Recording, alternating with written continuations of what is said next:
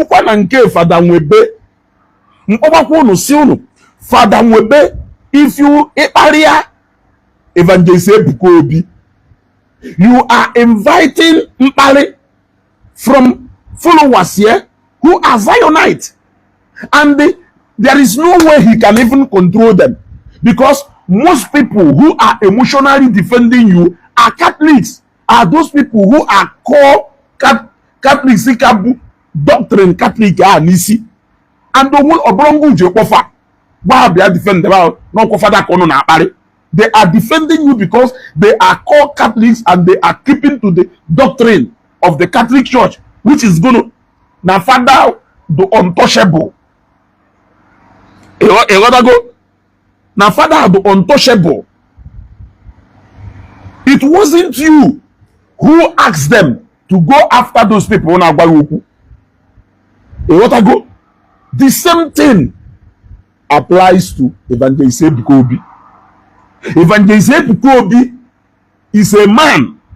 Let us go to Zion Prayer Movement page alone. How will 3.something million going to 4 million followers? Let us come to Zion ground alone. And will millions of people who are physically in that ground. Anambra State and Southeast alone, Southwest, even na North, even na outside Nigeria, in diaspora, Zion will millions of followers. And all these followers are loyal to this man. How believe in the anointing of this man. There is no way you can come out and face this man in a confrontational manner without expecting no when they are doing yakwa, when they are when they are thinking even video yesterday we say no wolo na eti ho fufa di ife maka Evangelist Ebuka Obi. Other people will not learn. Wolu ndị Catholic sorry, wolu ndị Muslim ndị na-akpụ isi n'ana enwe anwa kpalia onye isi nchụaja ha he wolu kwutetu uwo. All because of na our God is a merciful God, and that is why o ji eme apụta na aka ọnụ mana agwa m unu na one day na ya ejide ofu Fada wụrụ ọkpọkụwa ya ọnụ maka Evangelist Ebuka Obi. Oge ahụ ndị ụka ewee nwee ike tinye ya ọnụ wee caution one day Fada. Now, Mr. Kelvin, have you seen? I gave you a timely warning. Say, worife melu Fada Nwebe joy wee murife. These people are not. There is nobody who can control them. Let me be honest with you. Etu anoketa.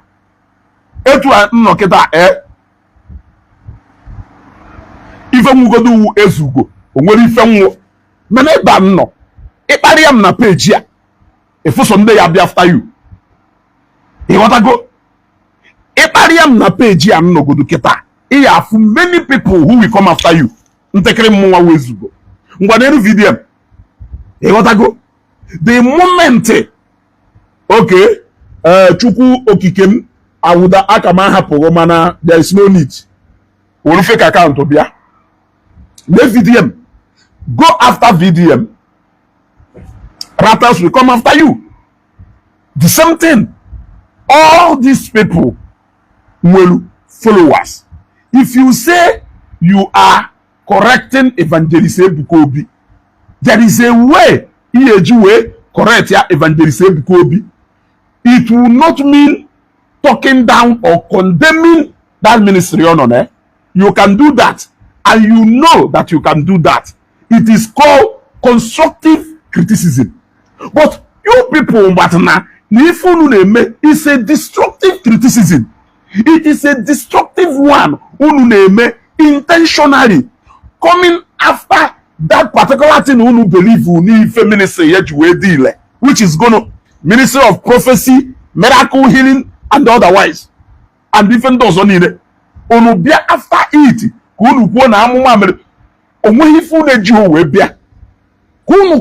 this man. This man ministry. When you come after this man with all those followers, he believe in this man. There are so many people. I watched Madam Mario's video from yesterday, I watched it from beginning to end. I cannot do anything than, in fact, than to keep loving that woman. She is indeed a woman of virtue. Wisdom. Only somebody do malicious. Only somebody who is malicious in nature. You look away from a nice and wise counsel. Mother Mario na page yesterday without insulting anybody, without a provoke anybody, unprovoked. She gave a message that even onye naturally water ye wolu no sure. But you cannot come every day, Mr. Kelvin. He will picture Evangelist Ebuka Obi. He na cut or say na pali the whole Zionite. Na go he. A wopotapa your own. Say okay, what is good for the goose is good for the gander. If you dey try to cut action. Oh, when he feel me mwa wezu go na gba no mo feed them. And the football be fail. Jejo father we be joy. This is just the beginning. It is better you disengage from this unhealthy tension in them. Ministry now follow. I am telling you the truth. And why I follow. And when they say, okay, let us live it for God. When they say, we will not live it for God, we will face you word to word. And you with action. There are people who will match you action to action. You got to give them a while. So if you jagwa ya okay we got Richard Chego niile eshotaro as a father ndu ka agbo so na higher support yourself. I am telling you, Zion ministry who a formidable force, and many of them are powerful because of Nagono. Enwere powerful individuals among them. In case if you don't know, and were powerful individuals among these Zionites in Afuna Facebook. Most of these people in Afuna respond to you. You think they are jobless people. You think they are just people, regular people who are coming to Zion seeking for miracle. So many of them are much more powerful than you can ever imagine.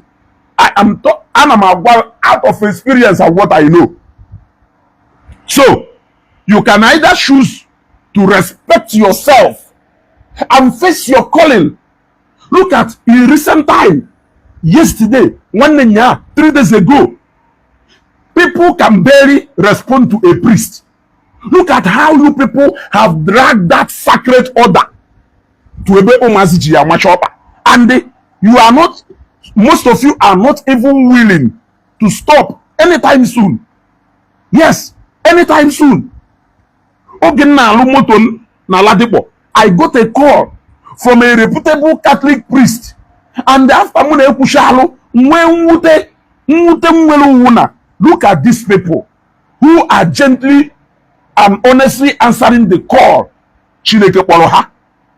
And look at people Kelvin who are dragging the dignity and name of these people, that sacred order, dragging it to the mud.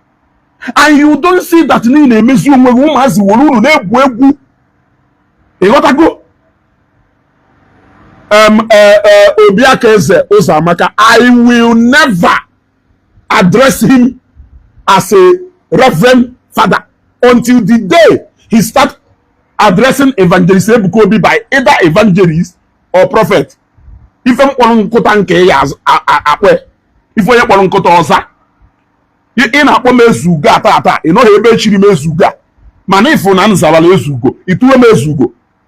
Yes, e batabem abam nkotam mofi. Iya ba nkotam mofi. Na ino ebe mbari ya mofi. Ebe nwa hiveji we kwowe mofi. Mana e putazie feel oni e disrespect him. Na Ezeugo efolo na asa adorum too much. Na igota the meaning of Ezeugo. Na me deserve heza Ezeugo ahụ. Imanu iwugo onwe unana. Onwekwa nke eji wee malụ ma kpọghie hit mebe ma anọ na fan mana hit na-eme m ma anya wụrụ na ụnụ ghọtara ife m na-ekwu gbaragbara fo ụkọ wụlala ma kpọghie Reverend Father nwam so many of them. Zion is a non-denominational congregation. If you don't get it, forget about it. They are feeling like they want to protect the image of the Catholic Church, but the man has openly said it so many times that this is a non-denominational congregation. He has said it. He is a Catholic, but the ministry, the prayer ministry on our own, is a non-denominational one. Pentecostals na abia there, the Sabbath na abia there, Anglicans na abia there. Are you going to overrule entire Ainine upon the Catholic? Will Ainine kwaya is in a Catholic faith? Are you going to do it by force? We go there because now the other Aina for there is neither Anglican nor maybe pure Catholic or this. That is exactly what it is. And if you don't understand that, Otilo for you,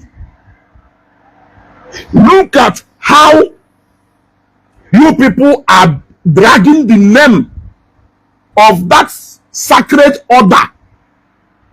Priesthood, whether on a Catholic or on an Anglican or on a Pentecostal or on a Methodist, is a sacred order. Even a knighthood of the church is a sacred order. Even the lay brothers, they are sacred order. Look at the way Unujiwena drag that name to the mud. I know years ago, if a reverend father, if Kochuku, if Onebu Amuma, etu ahosi ebu amuma ka respect him well for him. You see, if you see a reverend sister, ono no lundo tu Matthias habluzo zotwo that name. I want no ni hu akwukwo na agba with ndo tu Matthias ya. So also ko no nwa we dignity. Ka chukwu ayi na efelu ka ebubeye we ka denu. O if I want anu ogwa I want nda hodore aya hodu nya aya by hodena categories of the evangelists. We are just ordinary people who know God. I want ordinary people. Amwele I solu I fun hoka awo hayafia I solu soloka naga. We are still fighting to maintain that kingship of Jesus Christ. Kunwa wundi sinchuaja we move and respect. I didn't engage Matthias Nando to her. No katazie. The enemy will decide there to come from within. Ugumweno I na chosi ka isotalo no. Ni yine nenu video mazi dibia melu make Father Ebube Monso.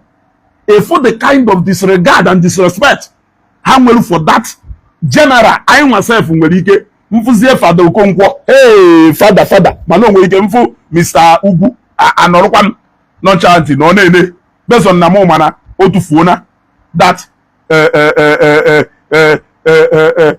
respect otufuona ni mafia e wata go mana oka nwelu so many reverend fathers mafu today edinelu ma na kene ha sekula na kene ha ukwu na ta kene ha so many of them mana mazi di bi enweho reverend father onwere ike fu today respect ya ye Matthias enwe reverend father onwere ike fu today respect ya ye.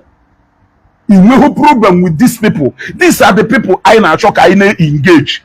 Kai when we ke mara no na ye nwedo yugu. Onu nwa no lokwa ni mu nwunu. No lokwa na chokwa ko no na akpotosi onwunu na ana. You think you can fight and succeed in anything you name? Nde father ndo ozo na echi post to on how to use social media. Ana majuru ajuju.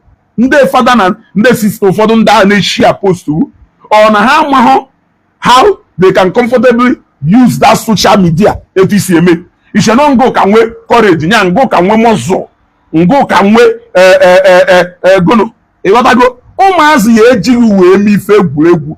Zogo piatapia. I eji police ukata mmada ụlọ mangonwa. igwe ya eje nga n'ọgba. Yes, ihe eji polisi kpụkata mmadụ n'ọgba, ngụnwa na onwe ukwu igwe ya ejekwu nga n'ọgba. What you are giving is exactly what you are receiving. Isi na picture Evangelist Ebuka Obi na-eti AI, nke gị AI. Ịghọtago? Court a ị gwara na court a, you can actually avoid police case. You can actually avoid court case. It is not always threat. On the last resort, when every avenue for peace has been exhausted, what of where nobody have even told the part of peace? The peace is there, but somebody is intentionally trying to take away that peace. Were you honestly expecting that when you come to social media to disrespect Evangelist Ebuka Obi, that the Zionite will look elsewhere and pretend like okay, those people who know in the comment section na akpali Evangelist Ebuka Obi, na akpali Zionite on good refer, I am asking you a question and I want you to answer. Ile ugwu kobo kobo ụmụazị were ugwule egwu ọkara ihe tu a. Ile ugwu kobo kobo ụmụazị were ugwule egwu mechie social media ya o were mee something do positive, were message. And let me tell you, most of the people you are entertaining and they are most people you are entertaining. It's better you know. They give you glory to the kingdom of darkness. Which kind of message or gospel are you giving? Who are you entertaining? Who are you trying to please? Most people na been a page window to Matthias. If he name ọdụmma o wee wuru ha nwa ya bịa na akụrụ gị aka. Ana m ajụ ajụjụ. Unu kata unu apụtacha na alụrụ ekwensu ọlụ.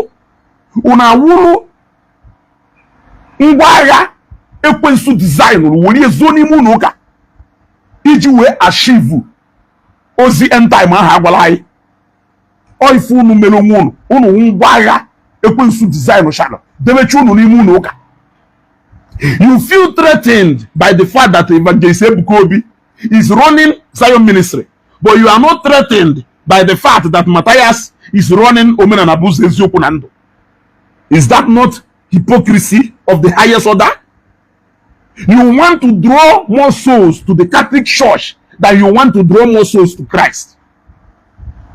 You want to tell me that the center of your message should be how to be a good Catholic than how to be a good candidate of heaven.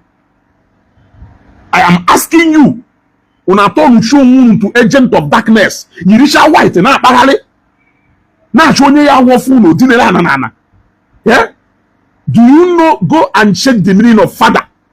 I can call anybody father, depending on the role and how that person has mentored and affected add effect to my life positively. I can call that person father. Yes, we have many fathers, but you may have one biological father, but you can have many fathers. So, father, I don't know, what is even the meaning of that father? There are so many people I call father outside my own biological father. That does not mean my own biological father is home. But those people, maybe in one way or the other, they have done one or two to impact on my life also. Listen, let me talk. Yeah? Yeah? Okomadu mo go de ewu na ata. Yeah? Ipotazie mmadụ anọrọ ebe na disrespect papa. Omere windu. Or the possible. More do gaye na alụrụ ọrụ. Yeah? I may see somebody trying to correct my father.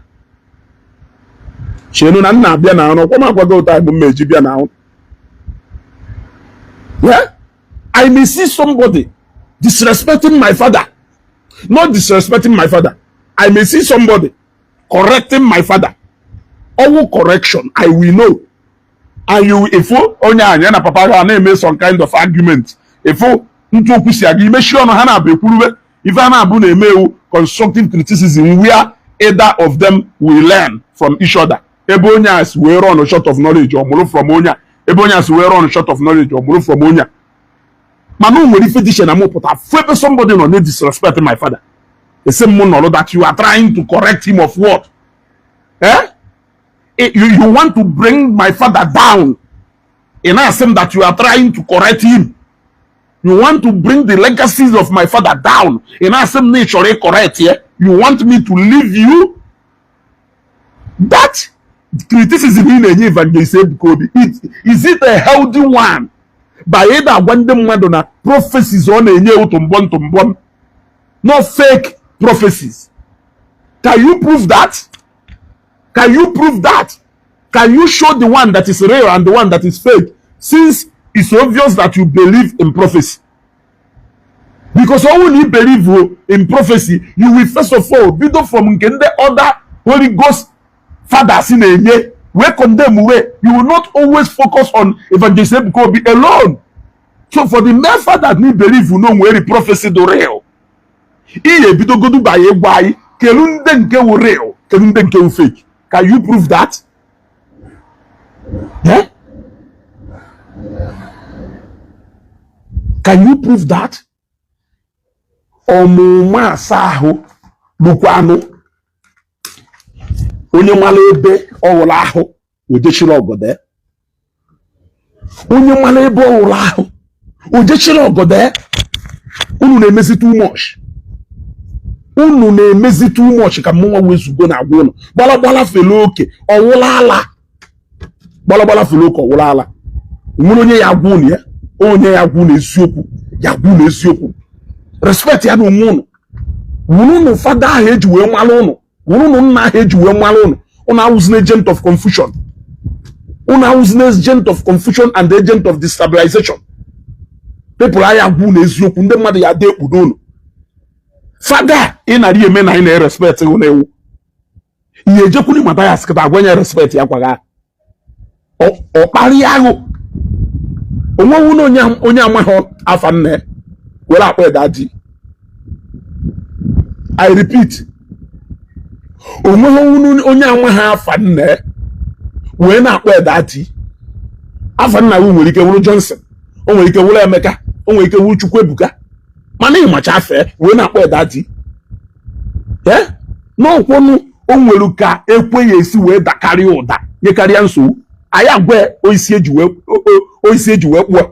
So, if they threaten the Zionite with the legal action, police, if you fail to disembark from this unhealthy mama na Facebook, and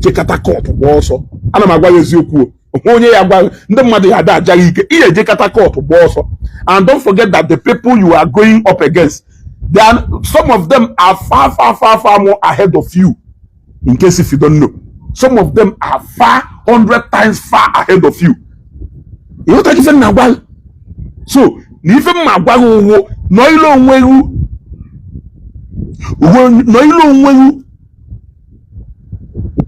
no, respect you,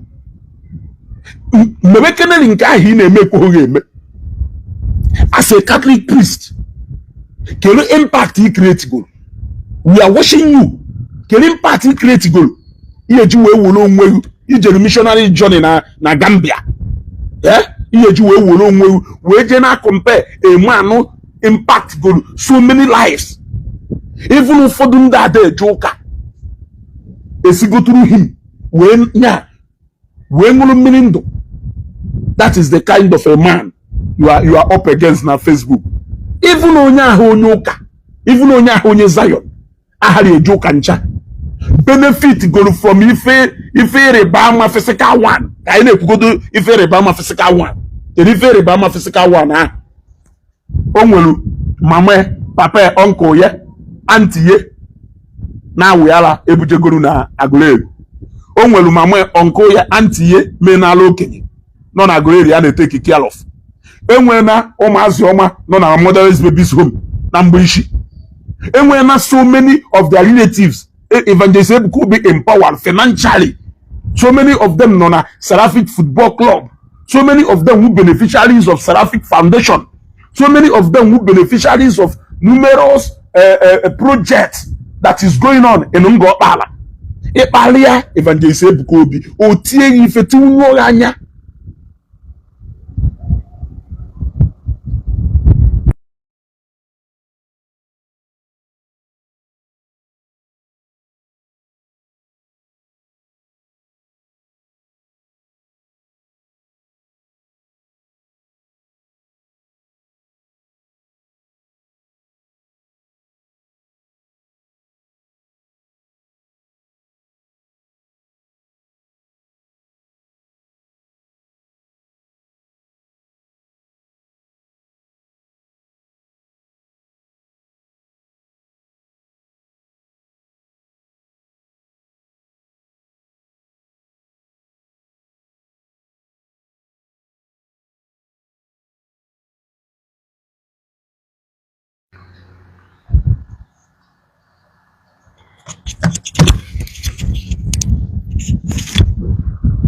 What are given them?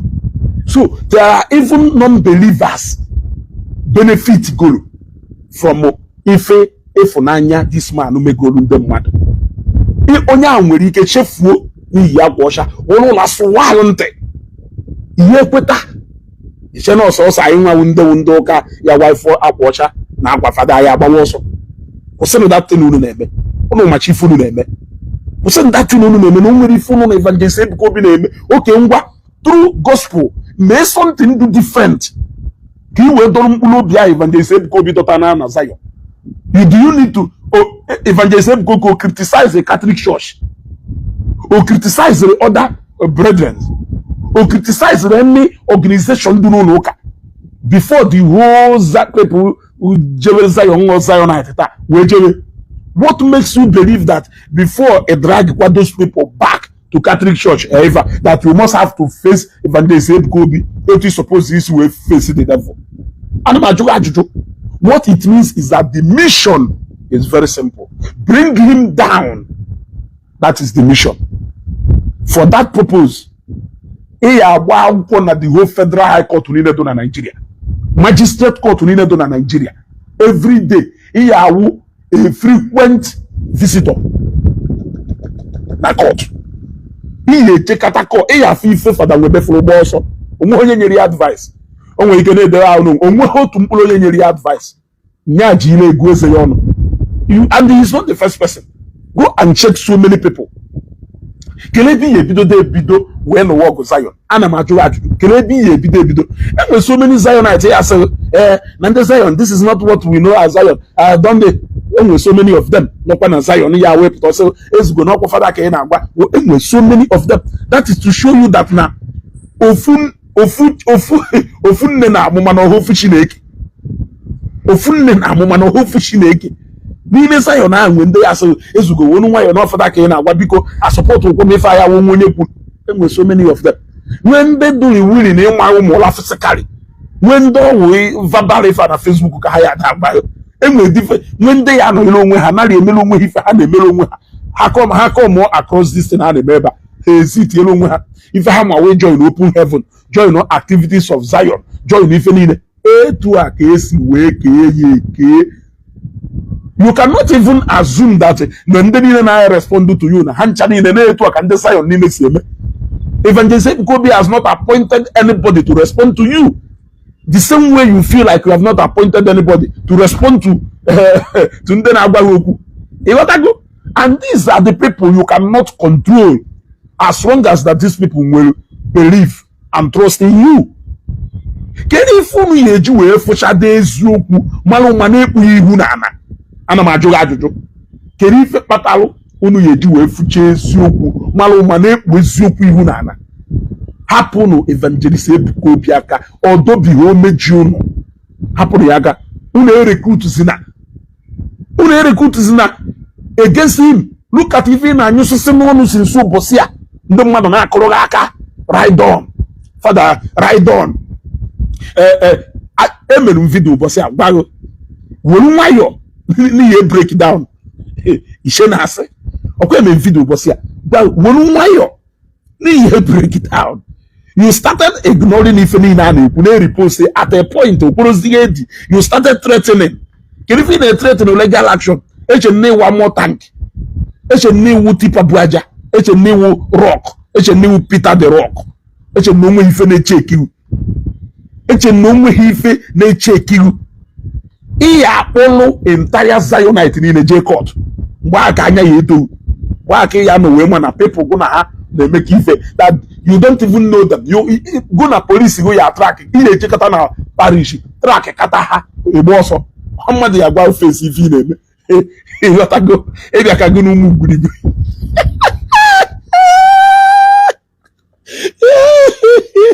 Akasharo nke bidosi ọ na-atọ ebidosi ọ na-atọ ebidosi ọ na-atọ ote na nkụziwere unu mutual respect na Facebook amana ọ na-achọ ịnụ ya the moment ịkpalele papa onye ọzọ the moment ịkpalele papa onye ọzọ make go your own father and your own mother vulnerable for disrespect. It is as simple as that.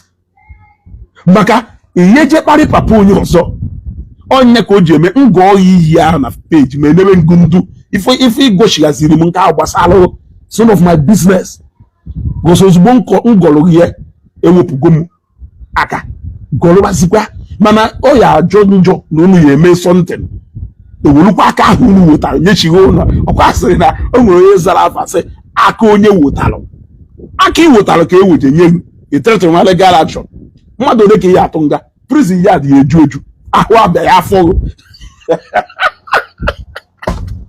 ụbọchị ahụ onye ahụ ya na-eje nga mmadụ 100 ọdasị ya nọkwa oyiyu ịtụkọta mmadụ nga egbe ọsọ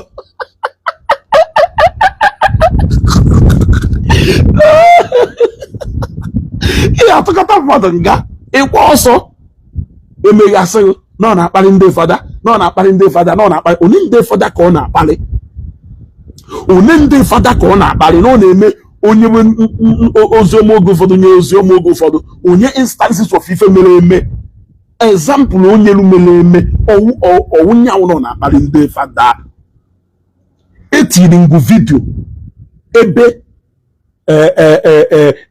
maazị dibịa na-akparị fada Ebube nsọ ịchọ ntiri so many videos of ụmụazị elu hodo mansava na sav n'ụlọ ụka nọ na-akparị ndị fada so many movies portray ndị fada in another image ọ bụrụ ife ahapụrụ interest unu none of you have responded to maazị dibịa till today as far as I'm concerned. He even threatened legal action against Ebube nsọ. None of you, if not for anything, una caution oye for this respecting that sacred order of ishi fada. Manunu mechishala ono bafishala like coward. Manunu onye kwugharịrị okwu onu perceive onye to be close to Zion ministry on a master from nowhere. Tebula ono nokuru ne nobele oge tebula agbajisi chopa. Onye ya no na this table ono na take your time. I am telling you the truth. I will still give you an advice. Jeno tag ya Kelvin. I will give you an advice. Now is still time to retreat. If you go a quarter of Ife Fada Nwebe follow, and Fada Nwebe afucha how they afucha. I repeat, if you go a quarter nene of Ife Fada Nwebe follow, after maybe in a coup, no one onye nke chọrọ ime ife na yọwara onye yọrọ. I spoke with that lady na phone. Onye yọrọ emelu video gba bring it on. Ọsọ ka ịgbara. Ọsọ ka ịgbara. One ka ya no ruo enisi. Ya no kata ọgbụgba ọsọ. So the better for you is that Evangelist Ebuka Obi is never a threat to you in any way. Evangelist Ebuka Obi is never a threat. I can't see any how or anywhere or in any way Evangelist Ebuka Obi is a threat to you. If you ask me, I can't see anyhow Evangelist Ebuka Obi is a threat to you. Do not join unbelievers in trying to talk down on him. You are joining unbelievers. You people are doing something that unbelievers say are there celebrate. Look at Matthias Ezeugo celebrating your birthday and you are happy. Go na phone. I challenge you. Listen, na go na Matthias Ezeugo na phone. I challenge you. Protagwam na go na Matthias Ezeugo na phone. It's not possible. Ono na akpa. Telephone na akpa. Etu ayi Jesus yeji we na lotuto. Etu ayi si we buni afa Chineke enu. Ifunu na akpa. Ana m ajụgo ajụjụ. Ifunu na akpa. Onye funu olarụ na onwe yenye na n'uche ajụrụ ajụ. Nari recruit members with speed. Una na-enye problem, na-enye message ya da verify ife ha na-ekwu. Una na-enye message of end time. Evangelist Ebuka Obi sokwas diri no fonye na do build enough. Pulo oto etu ebube monso si wee kwu. Wo nye message. Banda na agwa ife okwu. Bodebe na ajọ ọgwụ si ebe apụta. Ndị dibịa na-agwa ajọ ọgwụ na-enu na dum unu na-abịa. Ebube monso kwuru eketa. Iwefu maazị Evangelist Ebuka Obi tinyere mkpu ife na anya gbo. Now you know why mandeze nwaanyị o. Mandeze nwaanyị o. Mandeze nwoke o. Now you know why they have all recruited against Evangelist Ebuka Obi. It is because no one send the message here direct to people who deserve this message. Very force. Nyaka efolu meze nwoke meze nwaanyị ma nke sịrị na ọwụ eze nwaanyị kedifa na akpa. Now you know why that one can even side the Father Mbaka. It is because na message Evangelist Ebuka Obi na-eje direct to that kingdom. You know what I go? Now you see, Father Bemonso, the kingdom had shaking again. They will now henceforth start recruiting themselves against Father Bemonso. You see, that is why they also took notice of Reverend Chaloko. It is because na Reverend Chaloko na direct to their kingdom, even though na nyanwa from Ifaikuru aifuzi no donka also nande na etisase va na etisase. You got to go. But now you know why they are not interested in imakwafa onempolo na Facebook page. Imakwafa nde pastor onempolo page. Have you ever heard any of them discussing about any of those pastors? They are only discussing about Father Chaloku because na Father Chaloku na-eje ebu arụsị je na-ebu aja. Ebe a ka ha na enwe interest. Go? So, ọwụrụ na ife na-eme ada threat no their kingdom. Nwanne nwere ife na-eme. Ana m agba ya eziokwu. Ebe egwu do na kingdom ahụ. Ọwụ na okwu ị na-agba, ọwụ na egwu ị na-agba, egwu ị na-azọ na that kingdom ada threatened. Nwanne nwere ife na-eme. Ife na-eme na enye kingdom hanso. They will definitely come after you. That is why you have seen all of them. No when the past stage there, they are all waiting to hear Evangelist Ebuka Obi. What powerful so ha chole no. If ha go do Pastor Jeremiah, if ha GM, if ha nchani ile chole no. Eji de ha anokata nwe case we mechi Zion Ministry today. Ndị pastor niile na-eme Argentina Nigeria akwụsị. Kunu we nwata ife na-agwa onwe ha ka isi wee nụ na Evangelist Ebuka Obi has been arrested for doing arrange miracle and prophecy. Ifu na ndị pastor niile na-eme arrange na Nigeria bidoro na Evangelist Ebuka Obi kwụsị na Evangelist Ebuka Obi onweghị onye ọzọ a na-achọ na awụghọ nyanwa. Reason is because na ozi niile ọ na-ezigbo ozi na target ife niile na-eme in this end time. Owi wolu ọnụ uwi n'ike nwaanyị na-ekpuye ka na-ekpu Igbo.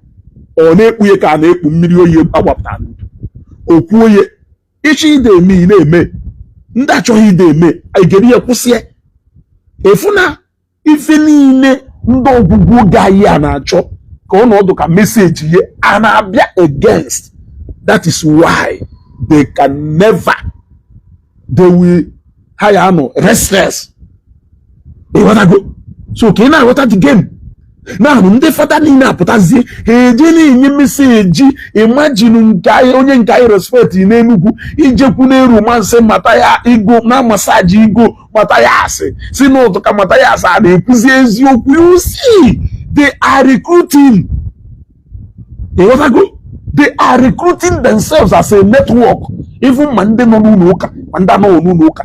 They are gradually forming an alliance, and the alliance lead down against Evangelist Ebuka Obi. Father Kelvin Ugwu can enjoy the ajuju. I'm okay with Father Keta. Who be wet or water? Come okay with Father. Who be wet or water? Abiama na agwakene Father Ndibo. I agree no for the sake of Evangelist Ebuka Obi.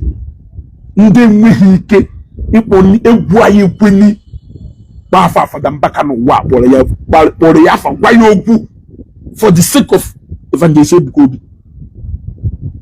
Ndị aya kponi ndị egwu on a normal egwu anyị ekweni ya mention ya Fada Mbaka kpọrọ ya afa gwa ya okwu for the sake of Evangelist Ebuka Obi a na-ekwu owe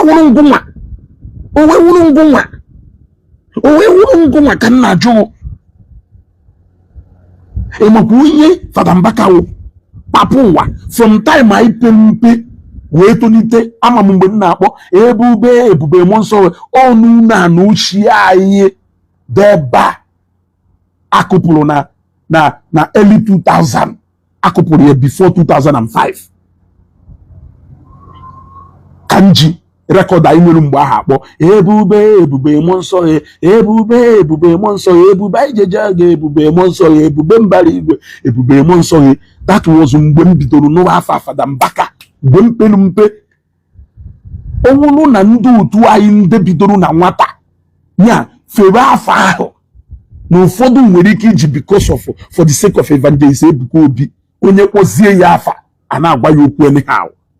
Kedu maka ngụnwa wo nwariarịa Fada Mbaka emetaghị ife ya awụ outside Reverend Father Owo today. All command the respect both na Enugu, both na Southeast, both na Nigeria. Ohozi na ọwụ Fada ka ndị mmadụ ji akwanyere ugwu today. Nya ugwu a na-akwanyere Fada Mbaka today ahozi na ọwụ Fada outside na ọwụ Fada onwe na additional things so many people ji respect here today. The same thing with ndị dụka Fada Ibremonsa, Fada Obimma, Fada Okunerere, Fada Ede, and so many of them. Ohozi because of na ha Bible. Enough go do her Bible today. How can that command the respect among so many people? Because now many of them are built to shana legacies, even outside Bible. You gotta go. How build to go legacies. But today they can even stand. How decide they say okay, no okay, na my agency, they can still stand. Mananguma. If people je respect no wow because of akwa hi. What if also? If you ndama honye or because of akwa hi. So all na people nwere ike iji because of Evangelist Ebuka Obi. We gba papa grandfather ancestor Fada Mbaka Obi. Not necessarily because na ha hate ye, but because na ha feel no nwere okwu adọghọ mma otujelu daddy ai who Evangelist Ebuka Obi. Onye ka nwariarịa ugudu ka ozinu ịmana o nwere anything about you in on Gambia. I don't know anything about you, nothing apart from north mfukwa today all kwa hi ka meji boy respect. Hey onye akwụkwọ Fada Fada Echilechi nwere ife ọzọ. No portfolio again. There's no other portfolio. Government obodo amụhụ n'ịnọ, obodo ga amụhụ n'ịnọ, community ga amụhụ n'ịnọ, ụmụnna ga amụhụ n'ịnọ. Ịghọtago? So keluzi also mgbede adụm sorry na nwobele mgbo mma agbapụ donko eje to Fada Ebedike. Mmadụ to ka Fada Ebedike mma na grandmother ya ewu ndị mmadụ tụkọtala ego wee bịa doziere ihu no grandmother iweruzi onwe je na compare ndị na-eje alụ people ụlọ ndị lụrụ ụlọ nya ngalaba ha karịgo immediate family ha karịa extended family ha karịa in-laws karịa relatives karịa agbata obi ha extend there to even Southeast in general.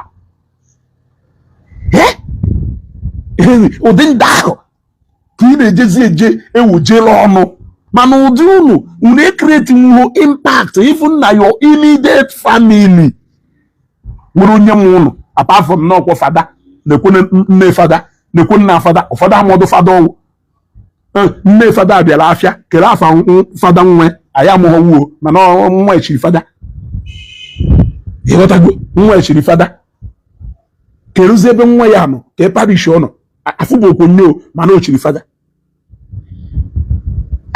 chifa nna gwago ịghọtago chifa nna gwago echecha ya ị na-akpụo onwe onye ya threaten with the court action onweghị ka ị na-egbu you will nya respect who you say to a man na Facebook fear I'm telling you say na ọhụm na-agbago nwoke ụkpọ mekatara efu na ife a na ebe a na-eje ka egbudo nwoke ụkpọ mekatara ife a fụ na ebe a na-eje ka egbudo ọ sị na ka o nwere nwayọọ fesi rebu skandal nke nọile onwe sinsi ahụ o nwebụ opis onye kwa na-eje akpọ ana m ajụ gị ajụjụ ọhụrụ nwere ife Evangelist Ebuka Obi na-eme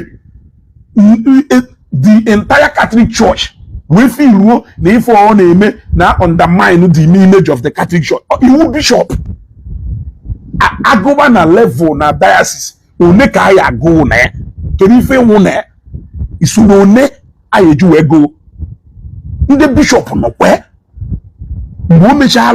mgbe o mechalụ program na nga ọkpala onwe bishop o jefu bishop a kpere ya ekpele bishop a wee kọmụrụ ya kpere ya ekpele anyị fụrụ ya onye awụ bishop onye ka ngụ nwanwụ apart from na-echiri gị fada ime gị akwa chọọchị na-enye ya ego na-enye gị ife niile kere ife ọzọ iwu ka nna jụ ihe eji fi ruo n'ọsọ you are more Catholic than other priests. You are more Catholic than sister Mother Mario. Kere ife ahụ ịma na Catholic Church Mother Mario amahọ ịtọrọ ya na age echige sister before ikekwo iwe jeri seminary school. Kere ife ịma ama m a lot of ndị fada mụ na ha kpago na phone. Kere ife ịma as a reverend father ha amahọ ana m ajụ ajụjụ kere ife ịma ihe efiru na those people amahọ apart from need to jealous ha nwa adụrọ una na-akọ yati a na-akọ na gụnụme ị na-threaten ajọsọ nsị ka m chipuo in this one before Akụzion ehubata later amụmụ mgbe Akụzion na-abịa ihupụ ogbunigwe nke mana ife nji wee mee nke ahụ ka ndị ọsọ nye nwe obere food for thought ọwụ na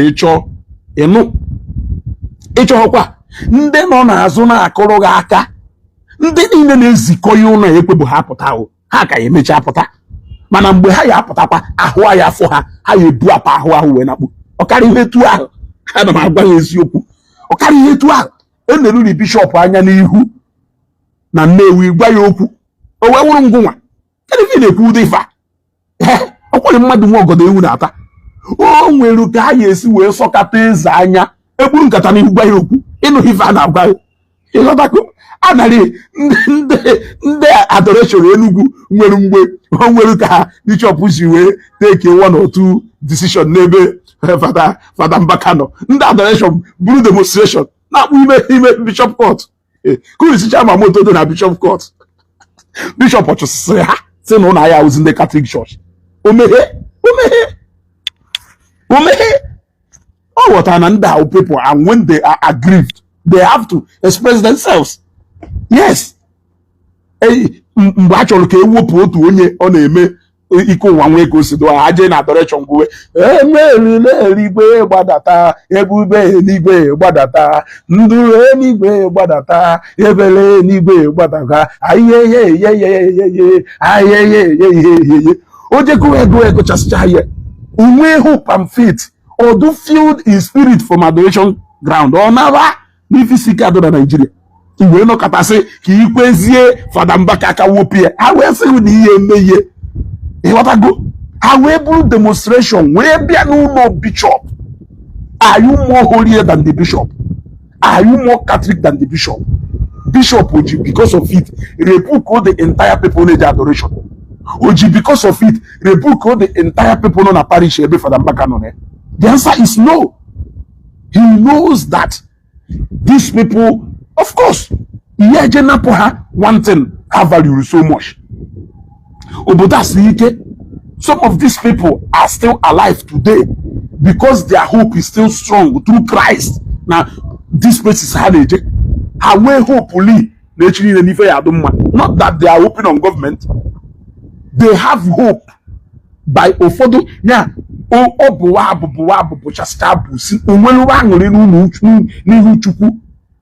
Yeah.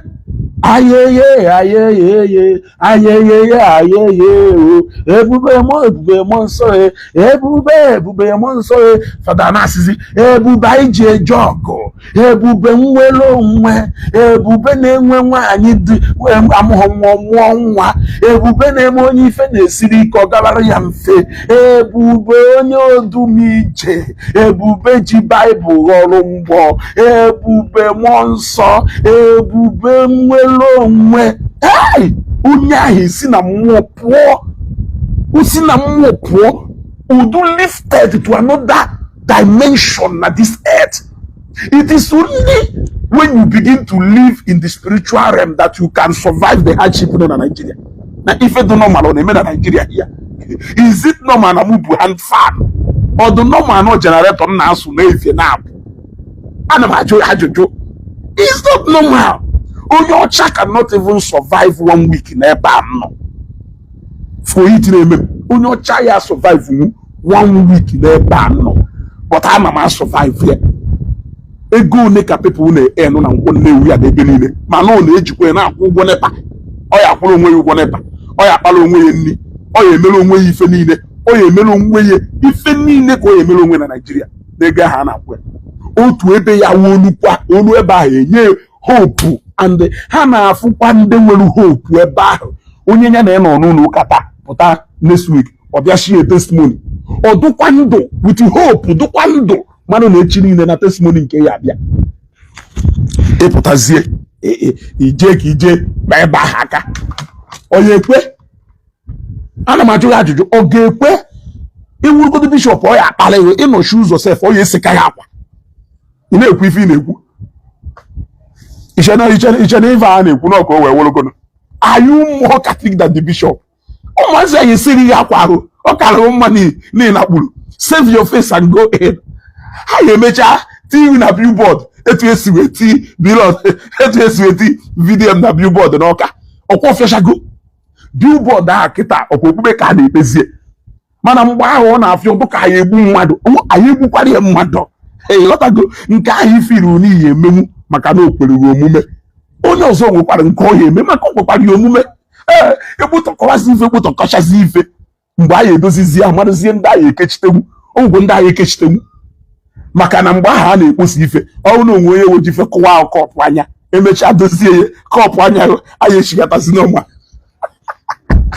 Ihe aka o ji dị mkpara a na-egbu ụmụ ife dị na ikpuru ma hepan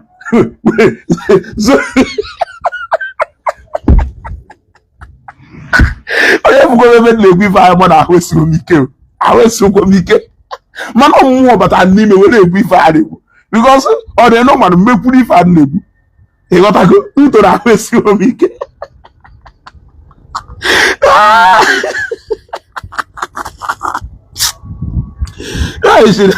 Chineke mekwara mmadụ ebere ị na-threaten legal action ejekọta kọtụ n'ụwa gba ọsọ ụmụ Zion nke chọka iwere gwuo egwu.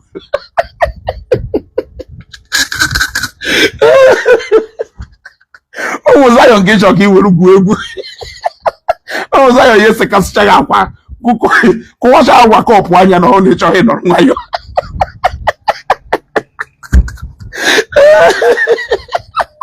Ihe emecha ị na-eme program na Facebook ikpu helmet n'isi maka mgbọ na okwute ya ada ebikwana na posta cherunu na-ebi mụọ posta ọkpọgo na-ekwu mụọ n'otu mbọ ntụ sawo maka esi ebi post epost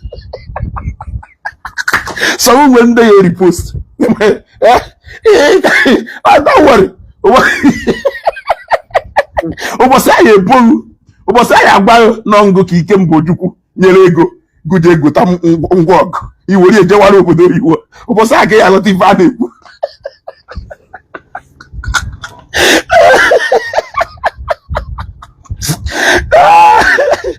adoka a na-agụ nwa Zion na-abụla anụ oriri ichere egwu ahụ na-amụ ụmụaka ya nwa Zion na-abụla anụ oriri nwa Zion na-abụla anụ oriri a na-agụ egwu ahụ ihe aghọta ife a na-agụ iche na egwu ahụ eme construction of rhythmical music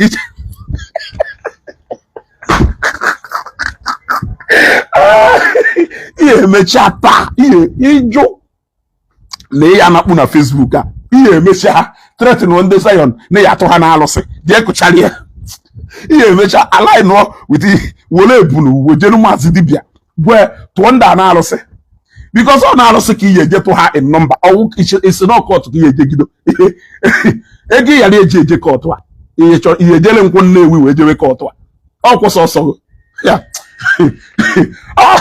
ọ kwụsị ọsọ ịghọtago ma ndị nọ n'obodo oyiwo ma ndị n'obodo oyiwo ma akaụntụ ịmaghị onye nọ na ka nna gwa ị chọrọ ije join polisi kịta ị chọrọ ije ghọzi secret service ya join ndị secret service ka iwe nwee ike dikoodu nwa akaụntụ nwa dere ife maka ana ife na-agwa ha ụpịọ ihe ejekata ihe emecha jele ma nkwọba ụnụ ka iwe jee kọtụ maka ndị ya agba akwụkwọ karịrị akarị ọkụ lọya na-ekpere gị ikpe ya sị ya lọya ya ekpere gị ikpe awụ jee na be ha o jee chọọ the most expensive land dube ha kwee ya ọnụ gwa ha na ọya da akwụ ya ụgwọ ya na every week na ọya akwụ 3 installment maka ikpe faya ya ebu abịa court every week ya elu 10 ihe ekpekata ikpe gba ọsọ ọgụrụ gị na-egbu udeva onye ụtụ ka ihe eso hapụ ibe na kpuo tụbọm ahụ ndị a na-emeri laikiri ya they are not complaining. You cannot cry more than the bereaved. You should be more concerned than the souls of those people who are perishing na ministry Matthias than those who are already in Zion. Nenu ife niile mere n'Enugu, thank you Chinwe Ejike. Mba hodu area na-ekwu nekwa na ife niile akpọtụrụ n'Enugu inulonu bishop Catholic Diocese of Enugu inulonu Otaro Pakam Otaro Chakam Governor Otaro Chakam. The answer is no. Governor na bishop Otaro that is that mana so ndị tekpala ọnụ ndị nwe personal interest so onye nwere so a Catholic nwe personal interest ya bịa na anụ ọgụ Evangelist Ebuka Obi ịda anụ ọgụ ahụ na so interest of the Catholic Church ichekweta na mana this is the truth.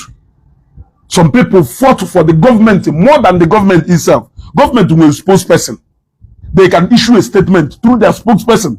So many people were government spokesperson for the sake of Evangelist Ebuka Obi. So many people were Bishop of Enugu Diocese, ha were spokesperson yet for the sake of Evangelist Ebuka Obi. Kunu na-emere onwe ife niile hapụnụ that young man aka ka ọzọ okuchukwu kpọrọ ya hapụnụ ya aka tụmbọm ndị niile ha na-eme tụmbọm prophecy ọkwọrị ha ka a na-ahọrọ ọgwụ ha sị na ọgwụ ha na-aṅụ ụdụ ha mma ihe je napụkwa mmadụ ọgwụ a chọrọ ịhọrọ mmadụ onugbu ịmakwa ntụ onugbu si enu mmadụ na-ahọ ya buru ya nwụọ ya nya ọ na-akọ ya na-ịgbakara ihu does not matter.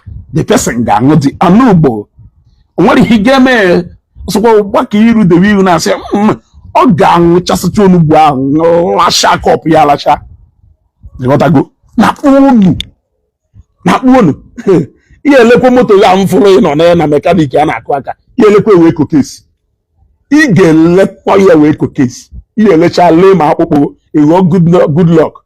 I was in Gambia without shoe. When I was in Gambia, I have no shoes.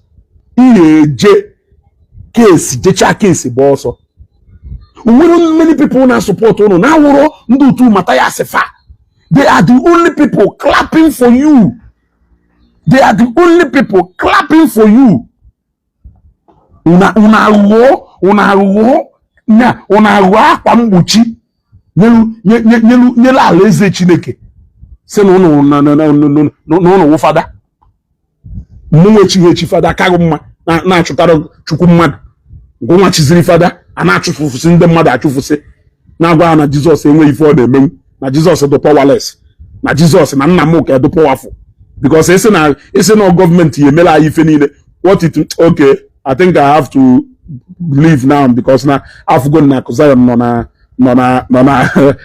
live, so let me give way for onye ozi Chukwu etere mmanụ onye ozi Chukwu etere mmanụ Evangelist Zion Idume. Let me give way for the for the prophet of Abadiasis to take over. Let him take over from where I've stopped. Evangelist Ebuka Obi agwụ na ala kọọtụ ka ị na-eje onye ga-ehi agwa akwụkwọ ịmakwu na ụfọdụ akaụntụ na-afụ Emeka Jaire Emmanuel Emikile Jaire ọbịakwa nwekwa anọda na MC Emeka Zakios Udenwa ịfụkwa anọda akaụntụ Jeremiah Ijeọma ọsọ nwa ịmakwa akaụntụ niile ahụ nwere ike ọ nweghị ofu onye nwe ndị onye nwe akaụntụ ahụ nwere ike wụrụ Emeka Unigwe ya tụrụ akịkịta ọgba ọsọ the best kwanyere onwe gị ugwu. Respect me, I respect you. Respect is reciprocal, mutual respect. That's all.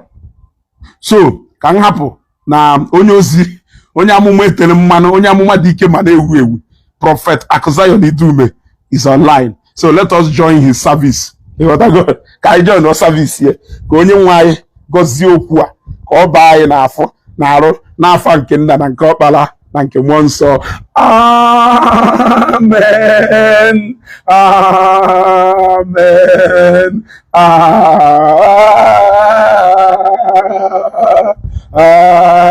Amen. Onye nwe anyị nọnyere unu ka ọ nọnyekwara mmụọ nke